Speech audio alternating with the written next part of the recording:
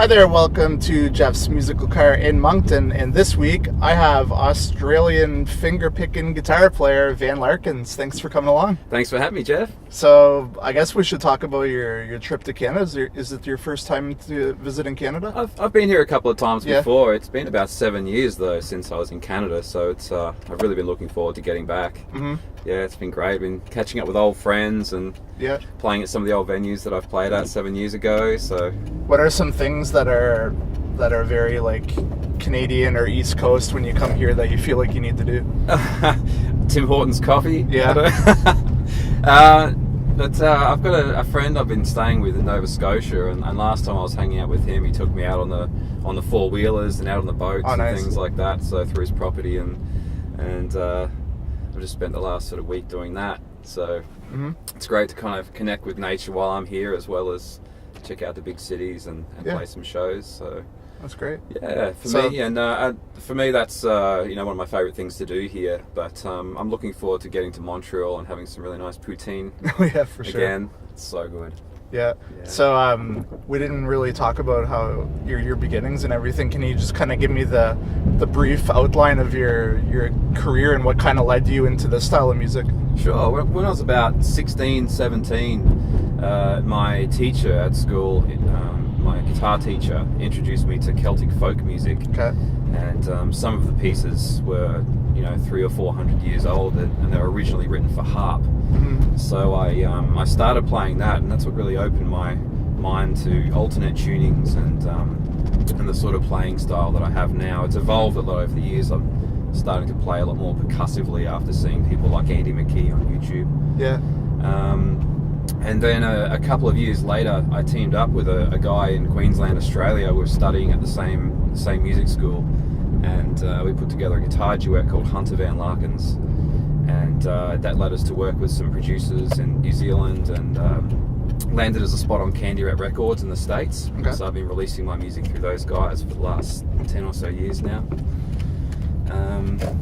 And here you are. Yeah, and here I am in Canada again. I love it here. So I've always had a really good time here, and it usually inspires me to write some more music. And the more I play live, and the more I meet other musicians, especially in Canada and the United States, the more my playing style evolves. You get new ideas,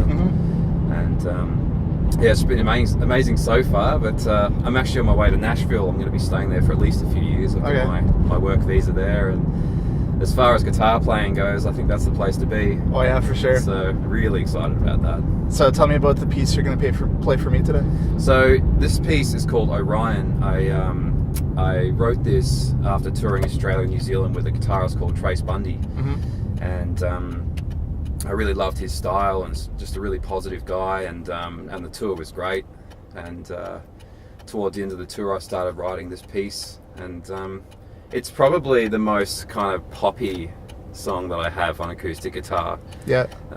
Even though I play instrumentally and I don't sing, I'm kind of inspired by bands and singer-songwriters as well. So that's what I usually listen to, and that's what inspires my playing. I rarely listen to acoustic guitar music. I love it, but what inspires me the most to write music is listening to other bands. So this is something that might emulate the sound of a band.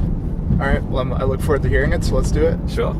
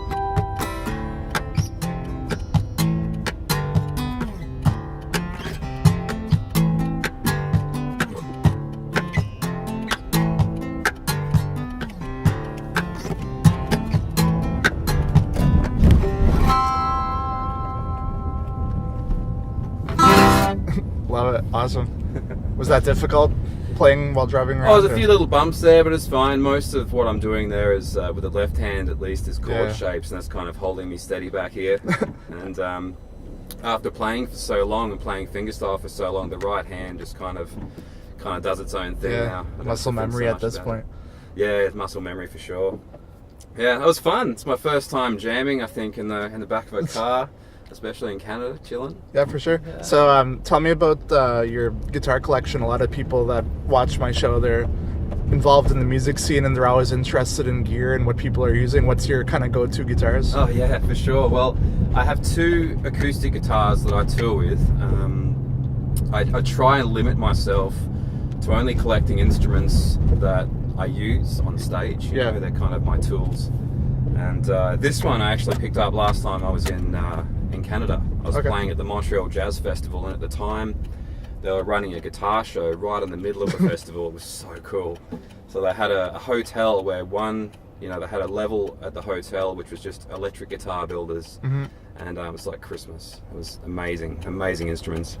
But there was another level of acoustic guitars and all the acoustic guitar builders there. And I was walking through having a look at $25,000 guitars and just some amazing instruments. But finding this guitar kind of reminded me of Indiana Jones. I think one of those movies. He had to choose from all of these different cups, these goblets, and a lot of them had jewels encrusted in them. But there was one that was just kind of the perfect one and kind of understated. And that's how I felt about this guitar. I could tell straight away that it was really well made, and I knew it was going to sound amazing even before I played it. Yeah.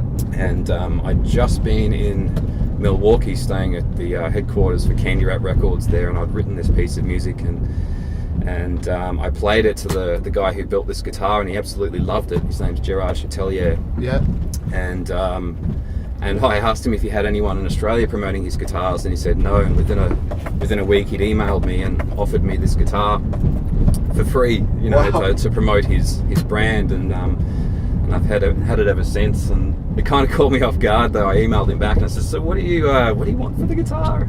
Yeah, really. But he gave it to me. It's like €7,000, and I think they make about 12 of them a year. So very lucky to have this. And the other guitar that I play is made by a Brisbane luthier in Queensland, Australia, called Luke Calquist, and he's made me a Van Larkins signature baritone guitar, which is just stunning. Yeah. And so I usually use that for all my low tuning stuff, and I use this one for everything else. So I just have the 2 guitars that I tour with, and but each of the guitars is packed with 3 different pickups.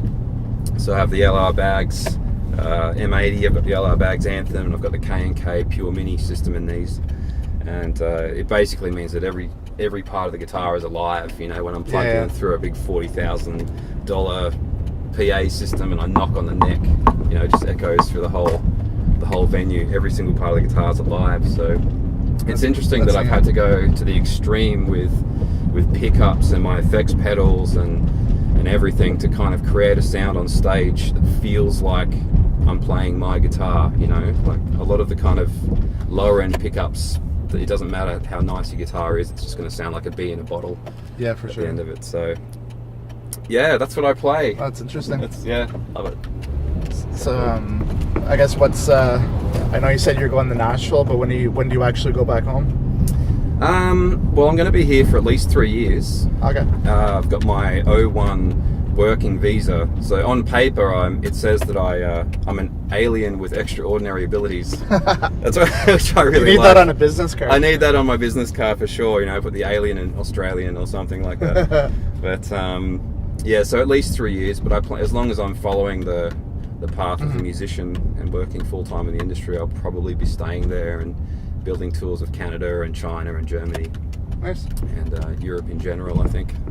Well, I wish you best of luck on the rest of your journeys. I'm sure there's lots of adventures to be had, and hopefully we'll see you back here soon. It's going to be great. I'll be documenting all of it and putting it on Facebook for sure. Love it. So, yeah, definitely make sure you follow him online. And that's it for this episode. Thanks for watching, and we'll see you next time. Thanks, Jeff.